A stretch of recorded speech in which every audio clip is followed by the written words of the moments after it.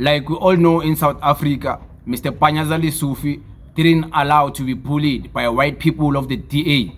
He rejected to work with the DA under their terms. He wanted them to work with him under his terms, and they didn't want to support that. So he didn't anger them.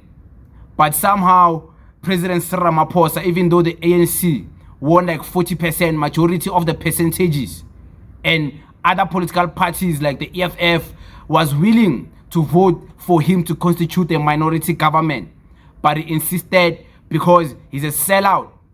He's a sellout, and a lot of people know that, and they're already calling him that. And Julius Malema is exposing. I want to play a clip so you guys can understand what this video is all about. Julius Malema is exposing that Mr. Panyaza was braver than Mr. Ramaphosa. Take a listen. We are prepared as the EFF to sit outside government, but vote for a minority government, which is what we're doing in Gauteng, by the way. The ANC in Gauteng refused to go with the DA. As a result, they've got 36%. From time to time, for them to pass anything, they come to the EFF and MK and say, these are the issues we negotiate, we vote for them.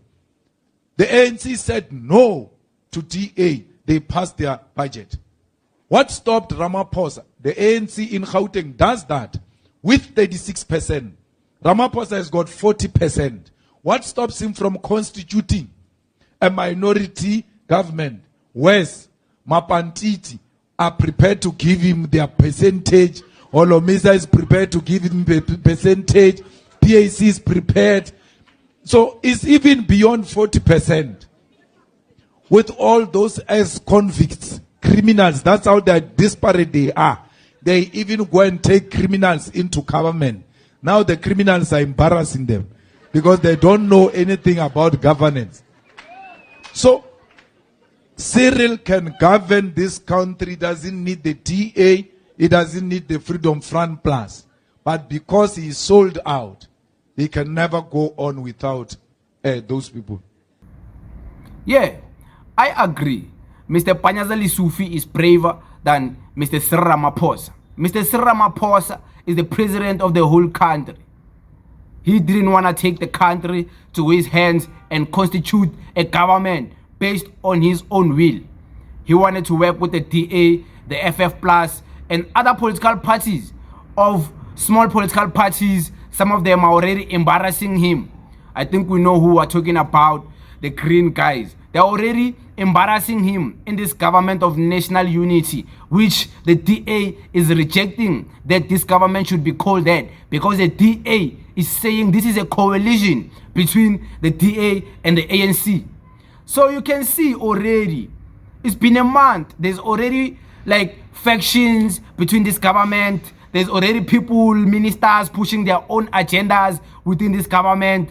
So this government is a disgrace to South Africa's sovereignty. I don't care if you want to insult my English. I'm still passionate about the things I do. I'm still dedicated and consistent. So it doesn't matter if my English, I can't pronounce sovereignty. Doesn't matter. You still know what I'm talking about. So this government is humiliating, you know, when it comes to how internationally they perceive South Africa. You see, President Ramaphosa is working with small parties. For what? He could have constituted a government that is powerful, alone, as the ANC, and other political parties were going to be willing to vote for him, like a motion of confidence towards him. But he chose the cowardice way. He went and worked with people who don't care about poor people. The DA doesn't care about poor people.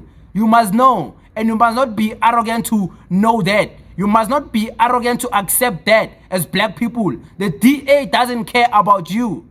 FF Plus is far from caring about you as black people. I don't know why you're defending them and celebrating them. They don't care. But hey, it is what it is. Decent, hey, you're angry. I'm not angry. I'm passionate about the things I do. That's one thing you need to separate from anger. Thank you very much.